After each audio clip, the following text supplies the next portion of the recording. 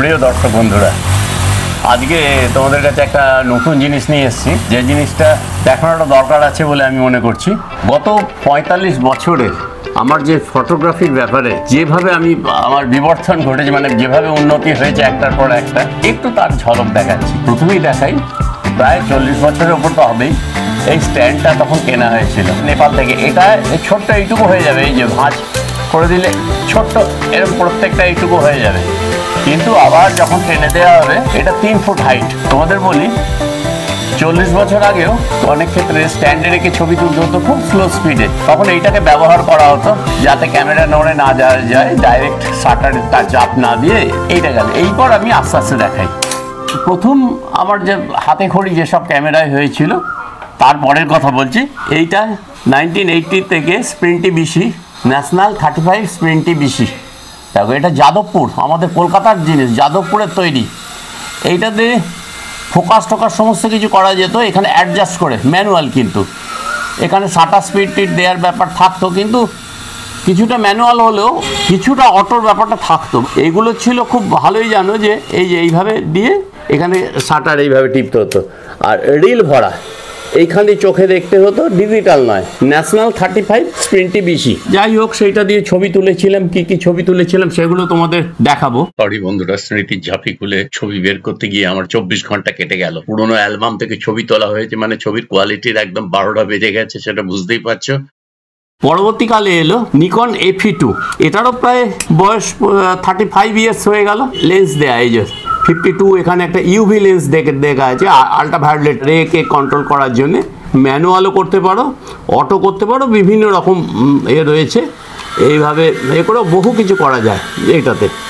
এবং তখনকার দিনে একটা দেখছি ফুজি ফিল্মের বোধহয় কিছু একটা লাগানো ছিল, কোডাক আর ফুজি দিয়ে তুলতাম, সম্ভবত ওরকম 100 AS এর কোনো ফিল্মের কিছু একটা লাগানো আছে। খুব ভালো ক্যামেরা ছিল এবং প্রচুর প্রচুর ছবি তুলেছি। এইটার সঙ্গে আনুষঙ্গিক কিছু কিছু লেন্স, এই যে লেন্স অ্যাডাপ্টার আছে, স্টেপলিং রিং তখন বলতো এগুলোকে, মানে বিভিন্ন রকম, ধরো একটা 52 থেকে আরেকটু বড় করব, তখন রিং লাগিয়ে আরেকটু বড় লাগাবো। আর এই যে রঙিন যে জিনিসগুলো দেখছো, এইগুলো দেখো আজকের দিনে তোমরা কত সহজে করছো, কিন্তু তখনকার দিনে দেখো ডলি, এইগুলো লেন্সের মাঝে এইখানে লাগাতে হতো। কিভাবে লাগাতে হতো? এইভাবে দিয়ে এইখানে লাগিয়ে তুলতে হতো। ছবিতে দেখা যেত পালকি যাচ্ছে, পালকির মধ্যে বউ যাচ্ছে। তারপরে এই যে সব বিভিন্ন রঙগুলো দেখো, এই সব ডিজাইন ছিল। এই যে এগুলো জাপানের। এটা আরো একটা জিনিস ছিল তখনকার দিনে, একটা ছবির মধ্যে দুটো ভিউ, একজনেরই দুটো ভিউ করার জন্য এই যে জিনিসটা ছিল এইভাবে লাগানো থাকতো।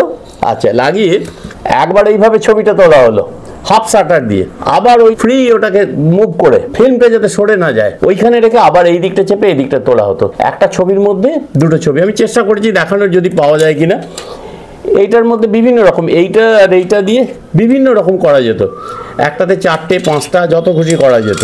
প্রথম যে আমার ফ্ল্যাশ এটা ছিল, তোমাদের আগেই দেখানো দরকার ছিল। এই ক্যামেরার সঙ্গে আমি বহু ব্যবহার করেছি। এই কাকো 928 খিদিরপুর মার্কেট থেকে এইভাবে তখনকার দিনে লাগানো হতো।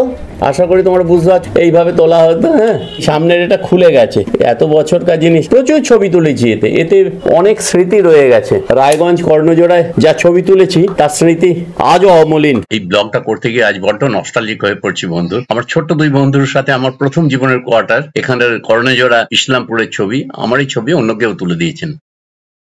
বন্ধুরা, পাশের বাড়িতে একটা কাজ হচ্ছে বোধহয়, বাড়িতে প্রচন্ড একটা আওয়াজ আসছে, কিন্তু ওটাকে ইগনোর করে ফেলো তোমরা, এর মধ্যেই দেখতে থাকো। আমি দেখাই ততক্ষণ তোমাদের ফ্ল্যাশের, দুটো ফ্ল্যাশে 2 রকম বেন্ড দেখাচ্ছি। একটা দেখো এইভাবে বেন্ড হচ্ছে, আর দেখো নতুন যে ফ্ল্যাশটা নিলাম তার বেন্ডটা এইভাবে হচ্ছে, 30, 60, 90 এইভাবে হচ্ছে। এটাও যেমন এদিকে হচ্ছে এইভাবে হচ্ছে। এইটাই দেখো, এই যে সামনেটা দেখছো, এতে বিভিন্ন কালার দেওয়া যায়। ধরো আমি লাল দিয়ে দিলাম, আটকে যাবে। হ্যাঁ, red, green, white, diffuse light, blue. এই যে এটা দিয়ে মানে লাইটটাকে ডিফিউজ করার জন্য আরও অনেক কিছুই আছে, সেগুলো খুঁজে দেখতে হবে কি আছে। এই যে অফ অন এখান থেকে করতে হবে, এখানে রেডি হলে এটা জ্বলবে। আর এখান থেকে ম্যানুয়াল টেলি, মানে লাইটটা কখন কাছে পড়বে কখন দূরে পড়বে তার জন্য এই অ্যাডজাস্টমেন্টটা আছে। ঠিক আছে, এইটা দেখাই। পুরোনো দিনেরটাকে আগে দেখিয়ে নিলাম। এখনো দেখানো হয়নি, শেষ হয়নি। আচ্ছা, স্ট্যান্ডটা এইখানটা রাখলাম। হ্যাঁ, আচ্ছা, এই যে এটা যেমন দেখালাম, তোমাদের দেখাতে ভুলে গেছি, এই যে এইটা বিভিন্ন রকম, একটা ফিল্মের ভেতর কত রকমের কত কি করা যায়। আর এটা এক্সটেনশন, এটা বড় করবার জন্য এর সঙ্গে এটাকে লাগাতে হয়। দেখো ওই এটা তো 50-50 সঙ্গে এটা লাগবে, 50 সঙ্গে এখানে লাগবে, দিয়ে ওটা বড় হয়ে যাবে।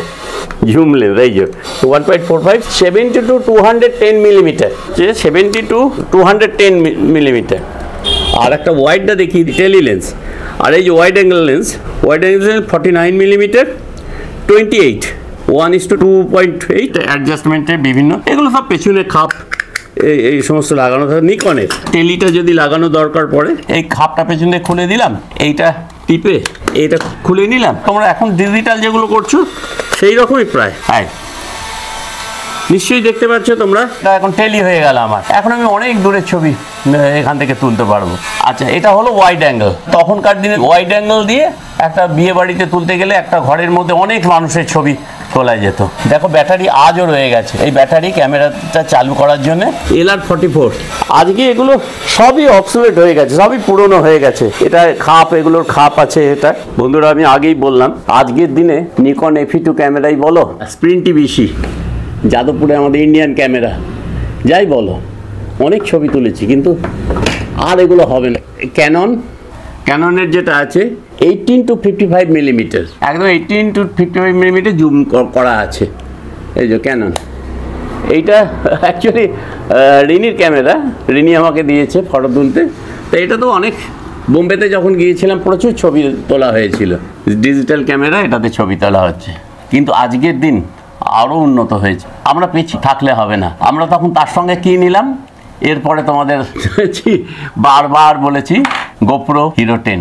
এরপরে হলো এইটুকু একটা ছোট্ট ক্যামেরা, দেখো এত ভারী, এত, এটা হ্যাঁ ওটারও ওয়েট হবে, এটার ওয়েট হবে, কিন্তু এটা ছোট্ট একটা হালকা জিনিস।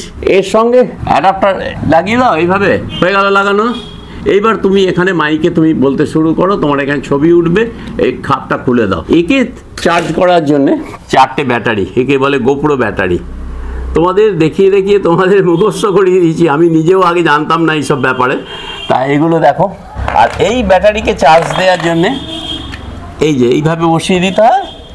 এখন দেখো কত উন্নত। এবারে কর্ড আছে, কর্ডেতে এটাকে চার্জ দিয়ে দেওয়া হয়।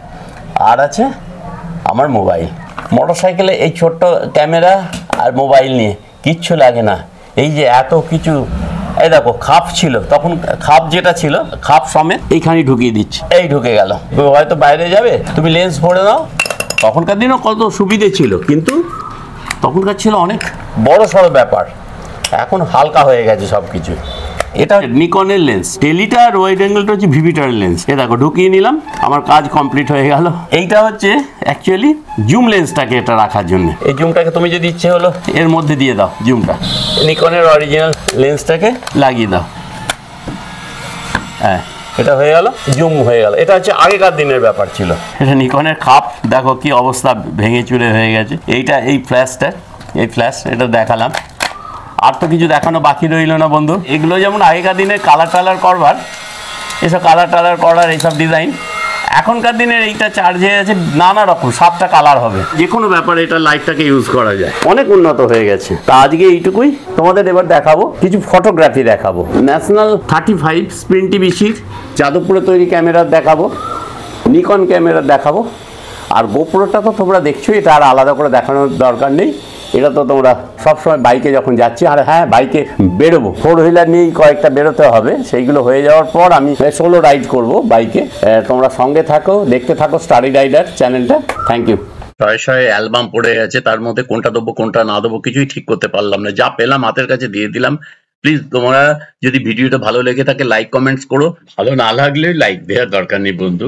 আর পারলে সাবস্ক্রাইব করে দিও যারা নতুন স্টাডি রাইডার চ্যানেলটা।